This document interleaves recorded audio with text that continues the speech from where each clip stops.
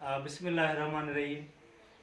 सभिनी दोस्तनि खे अस्सलाम वालेकुम ऐं हक़ मौजूद दोस्तो, जीअं त तव्हां ॾिसी रहिया आहियो त गुज़िरियल हिकु महीने खां वठी पूरी दुनिया जे अंदरि हिकिड़ी नई विबा पखेड़िजी वई आहे जंहिंखे कोरोना वायरस चए थो वञे। पूरी दुनिया में हिन वक़्तु उहो ग्लोबल लेवल ते उन पंहिंजी जाइ इख़्तियार कई आहे ऐं तमामु घणो ख़ौफ़ ऐं रास आहे, जिथे पूरी दुनिया सां गॾु असां तरक़ी पज़ीर मुल्क जेके माण्हू आहियूं, जेके तरक़ीअ जे ॾाकनि ते अञा चढ़िया बि न आहियूं, उहे उन खां सख़्तु मुतासिर आहिनि।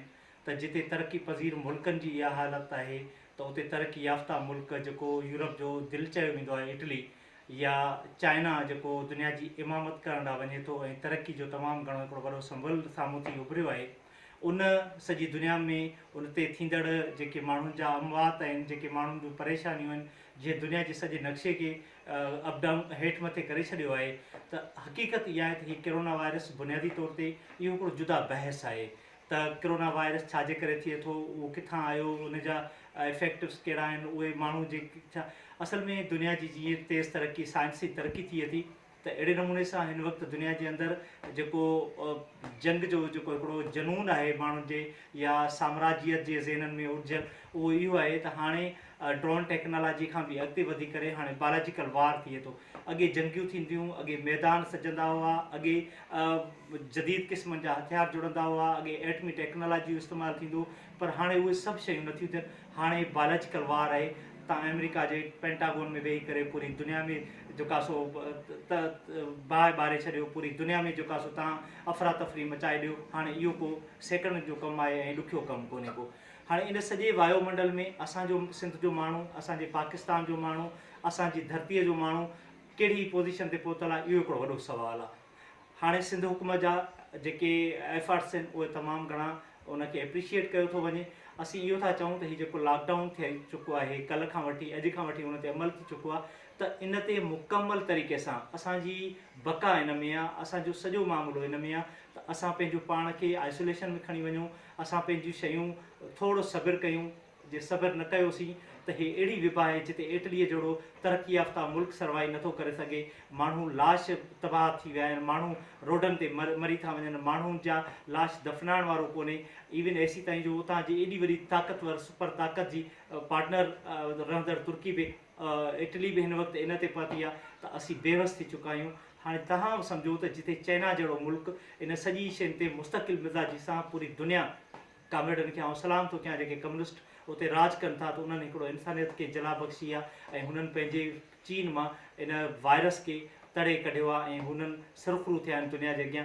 असां बि चाहियूं था त असां सिंध वारा माण्हू, सिंधी माण्हू जेके हिन सॼे वायुमंडल में अॻे इलाही सारी परेशानी में, मुआशी बहरान में जो शिकार आहियूं, असां पाण थोरो हिक ॿिए जो साथ ॾियूं, मुस्तक़िल मिज़ाजी सां कयूं। घर वेहण जी ॻाल्हि कान्हे का, ठीकु आहे, माण्हू वक़्ती तौर ते असां बुख बदाली जो ज़रूरु शिकार आहियूं, त पर ॻाल्हि इहा आहे त असां पंहिंजी शयुनि खे उन अंदाज़ में खणी वञूं त असां हिन विबा खां जान छॾायूं। ऐं जॾहिं असां हिन विबा खां जान छॾाईसीं, 15 ॾींहं को वॾो इशू कोन्हे को, वॾो मैटर कोन्हे को। असां 15 ॾींहं थोरो सब्र जो मुज़ाहिरो कयूं ऐं पंहिंजी फैमिलीज़ खे सेव कयो, पंहिंजी फैमिलीज़ खे जेका सो प्रोटेक्ट कयो। ऐं इहो ज़रूरु करणु खपे त असांखे जेके इक़दामात आहिनि उहे ज़रूरु करणु खपनि। मिसाल जे तौर ते असांखे हथु न आहे ॾियणो, असांखे टच न आहे करिणो, असांखे फिज़िकली माना कंहिं सां हिक ॿिए सां लह विच ॾे ते न आहे करणी, थोरो मुफ़ासिलो रखिणो आहे। इहे सभु जेके असां जेके ॿुधायूं था त उन्हनि सभिनी ते अमल करण सां ई इन वायरस जो ख़ात्मो थी सघे थो, असीं बची सघूं था। ऐं जेकर असीं न बचियासीं त ख़ुदा न करे असां वटि के बि क़िस्म जा, तव्हां पाण ॾिसो था त असां वटि सिहत जे शोबनि जो छा हाल आहे। इवन एसी जो लखे करोड़े माण्हू सिंध जा विभाउनि में विचड़ियल आहिनि, उहे वीचारा उतां जा नथा छॾे सघनि। हज़ारे माण्हू जेके आहिनि उहे कुते जे चक में, नांग जे चक में, उन्हनि जी वैक्सीन कान्हे का। इवन एसी ताईं जो के सिंध जा करोड़े माण्हू हेपाटाइटिस जे मूज़ी मर्दनि में मुब्तला आहिनि, उन्हनि लाइ दवा जे लाइ वैक्सीन कोन्हे का। त हीअ जेकर विबा फैलिजी चुकी त असीं किथे हूंदासीं। ख़ुदा न करे त को अहिड़ो सिनेरियो ऐं अहिड़ो मामिलो पेश अची वञे जो असां सर्वाइव न करे सघूं। उनजे करे मुख़्तसिर गुज़ारिश इहा आहे, अचो त वक़्तु ऐं हालतुनि जी नज़ाकत खे सम्झूं, असां आइसोलेट जो शिकार थियूं, असां पंहिंजे घरनि ते पंहिंजो पाण खे महदूद रखूं ऐं चुरपुर ते नज़र रखूं। खोड़ सारा रिपोर्ट थियनि था फेसबुक में, त खोड़ सारा दोस्त चवनि था यार हाणे असां इन करे बि निकिरूं था त काॾे वञूं। भाईजान, घर में वेहण सां तव्हां खोड़ सारियूं मुस्बत शयूं करे सघो था। सुठा किताब पढ़ी सघो था, किताबनि जी सिलेक्ट करे सघो था, ॿारनि खे टाइम ॾेई सघो था, सुठी पंहिंजी तख़लीक़ी जेकी शयूं ॾिसो था उहो लिखो, जेको ॾिसो था उहो लिखो, जेको ॿुधो था उहो लिखो, जेको करणु चाहियो था उनखे पननि ते उतारियो ऐं लिखो। सुठो पढ़ण जो ही तमामु हिकिड़ो बहितरीनु मौक़ो आहे त बग़ैर सवाइ उनजे जो सोशल मीडिया खे असां मुनफ़ी शयुनि जे लाइ इस्तेमालु करियूं, मुस्बत शइ इस्तेमालु कयूं, हिक ॿिए खे हौसलो ॾियूं।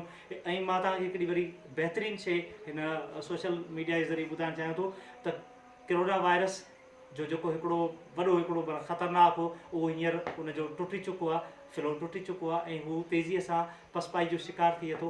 पर ॻाल्हि इहा आहे त रुॻो चवण सां न थींदो। असां वटि सूरत हाल अहिड़ी आहे, रोज़ु ॿुधूं था हिते नवां केसिस थिया आहिनि, हिते नवां केसिस थिया आहिनि। उनजे करे पंहिंजे आस पास ॿिए शयुनि ते नज़र रखो त अहिड़े को माण्हू जेके इन क़िस्म जूं शयूं आहिनि, जेके इन क़िस्म जा जेका सो माना शयूं आहिनि, त उन्हनि खे फौरी तौर ते रिपोर्ट कयो, कानून जो एतिराम कयो, हिक ॿिए जो ख़्यालु रखो। हा, हिते हिकु ज़रूरु आउं ॻाल्हि कंदुसि त असां वटि तमामु घणा वस वारा माण्हू आहिनि जंहिं वटि बेतहाशा पैसो आहे।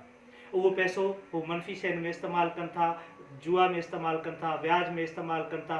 पर ग़रीब पोरिया तबिको जेको रोज़ु कमाए रोज़ु खाए थो उनजी परगोर लहण वारो कोई कोन्हे।